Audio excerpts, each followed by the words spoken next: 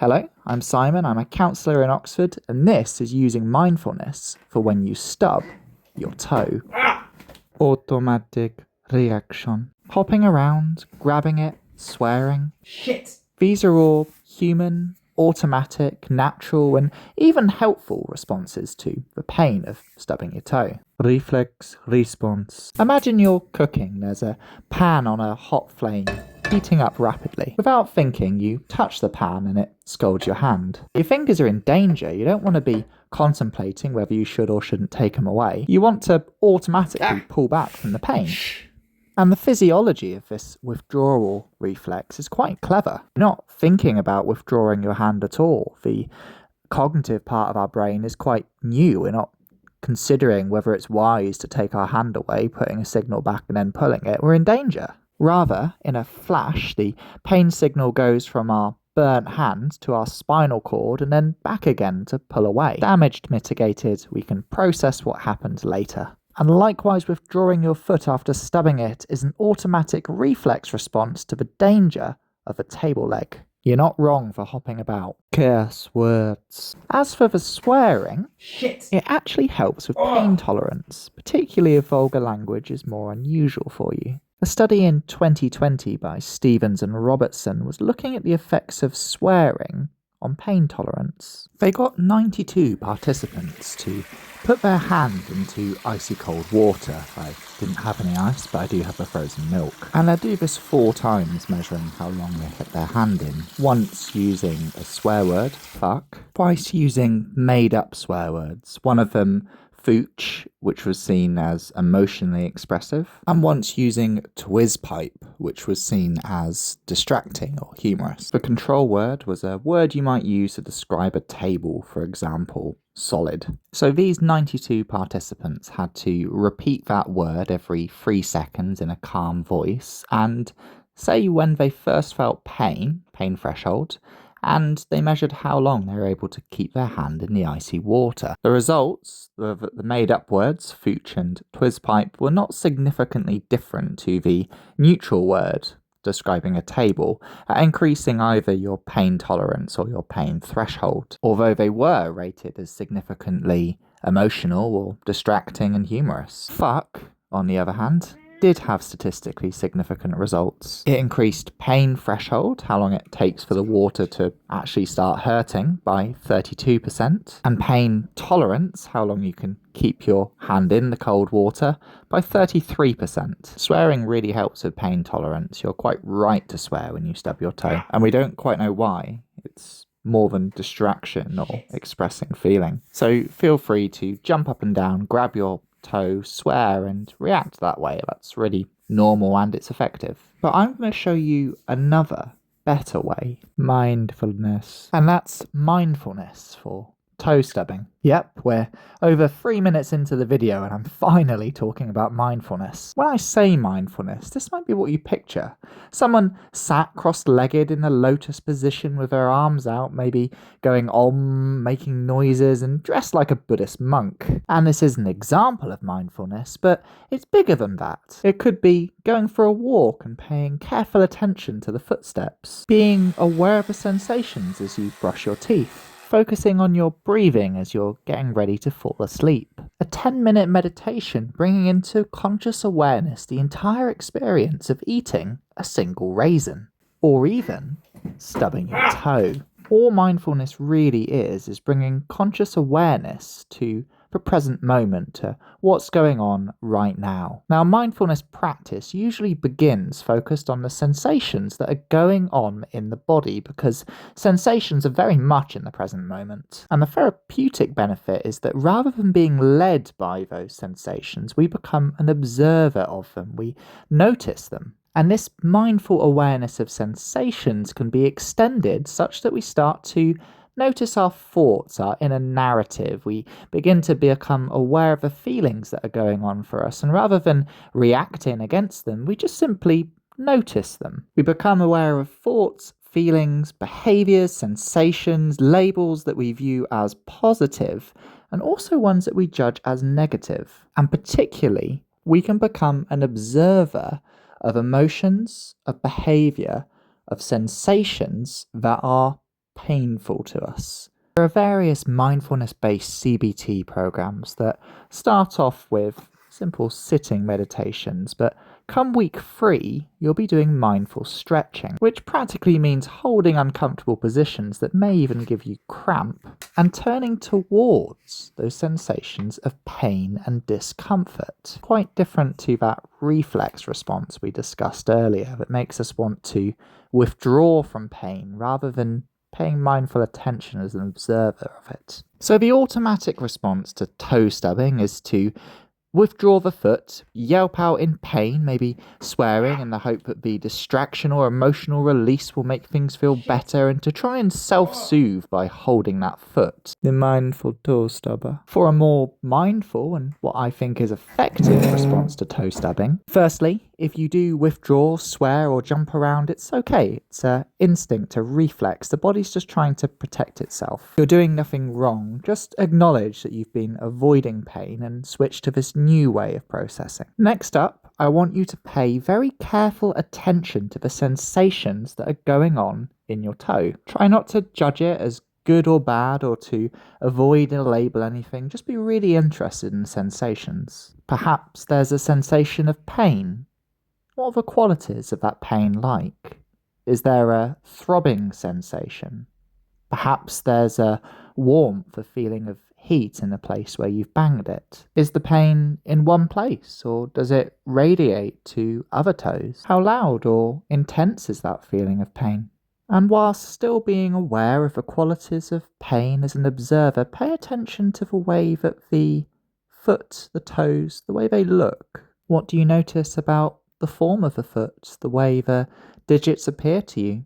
Maybe it's odd, strange or funny looking at the toes. It's okay if the mind's wandering to judge this exercise and think about how odd it is, but bring your attention back and just observe the toe that you stubbed. Maybe there's some redness there. Perhaps you really kicked it hard and it's bleeding slightly. Notice the qualities of a stubbed toe. Look at it. And now that you have a really good awareness of the sensations in the toe that you stubbed, and maybe extending that to sensations in the foot as a whole, keep that in your awareness, but also start to become aware of any thoughts that are beginning to arise. Perhaps thoughts of judgment on how uncomfortable and unpleasant this experience of stubbing your toe is. A desire to avoid the pain, to move away from discomfort. Maybe you can hear yourself wanting to swear, the words almost forming in the lips. Whilst being an accepting observer of those thoughts, notice too any feelings that might be arising within you. Maybe your thoughts are racing, you're feeling shocked or starting to panic in response to the pain. Maybe there's a feeling of sadness because of this pain. You may notice that you almost would like to cry and feel that gathering in the eyes. You may feel angry. It might be pushing you to want to shout or stomp about and really actively try and do something. And there may even be a frustration or boredom from doing this mindful practice. Whatever feelings are there, just observing and allowing them. They don't define us, they're just feelings, just like thoughts are just thoughts. They come and go. Be an observer and notice them as they arise within you. And now bringing the attention back to the foot, noticing the quality of pain that was there before and whether that has shifted. Maybe it's improved, maybe it's got worse, maybe the heat has dissipated or the pain isn't quite as intense as it was before. Without judging it, just as an observer, bring your attention back to the foot and what's going on there now. And of course, the pain in the toe is the sensation in the body that's crying out most for attention, but the toe's only one part of the body, only one part of the foot, only one part of a leg, only one limb.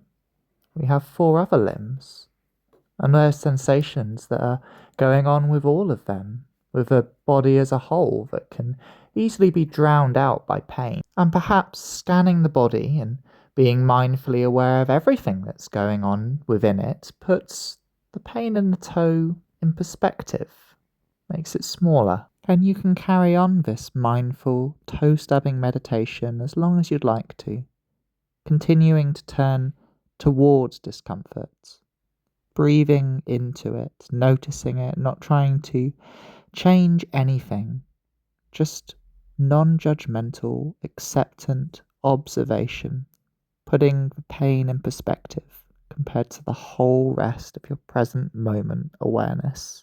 Conclusions. Thank you for listening. This video may have come across as a bit strange. Just like some of my other videos, understanding bereavement from being locked in a toilet or using a hot cross bun or a traffic light to better understand ourselves, it might seem a bit niche, but there's really an awful lot of powerful application from this. This video was teaching us to become an observer over things rather than trying to push away from uncomfortable or even painful things that are going on for us. And an awful lot of the reasons why we might go to counselling is because there is something in our life that is incredibly painful. And that pain is really very difficult to tolerate and be present with. And counselling can help just that. It can help us to be present with things that are uncomfortable by using somebody else as an anchor. Just like in this mindfulness exercise, we used present moment, observational, non-judgmental, acceptant awareness of a sensation of stubbing our toes and what our body wanted to do to anchor us within acceptance of it. And ironically, by being present with things that are uncomfortable and painful, whether that pain is psychological, whether that pain is emotional, or whether that pain is physical, can actually help to alleviate it somehow. An example, I have tinnitus, and the more I try and ignore it and push it away, even this moment I'm talking about it, it's coming into my awareness. The more I focus on it and focus on not wanting it to be there, the more I judge it, the more power it has. And the same for things that are distressing me in my life. Same for pain as well. Listen to pain, let it speak to you, let it move you, but allow yourself to be an observer of it rather than having it controlling or distressing us. And counselling can really help to alleviate that. So if you've listened to this and you are interested in counselling, please very much feel free to contact me. I offer people a free half-an-hour intro call, which would give you a really good sense of whether or not I am a good fit for you. And I work both online or face-to-face in Oxford, so it's very accessible. And maybe you have listened to this and you are interested in mindfulness. I thoroughly recommend one of the 8-week courses that I mentioned earlier in the video. You might also be interested in a little snippet of mindfulness. If you are, there are 2 videos on my channel. The first one has Nikki doing a 10-minute meditation, which is designed to help us to calm ourselves down, move away from our worries and distractions before sleep. So that's mindfulness for sleep. And the second one is a video with Liesel from Rewind Therapy.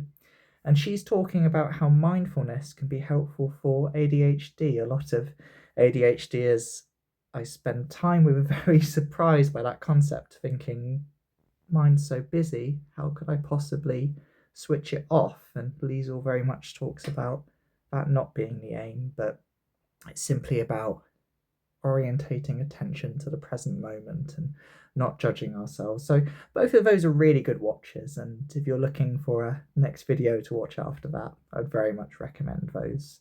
So thank you for listening and putting up with many a picture of my foot. I'm quite flexible, aren't I?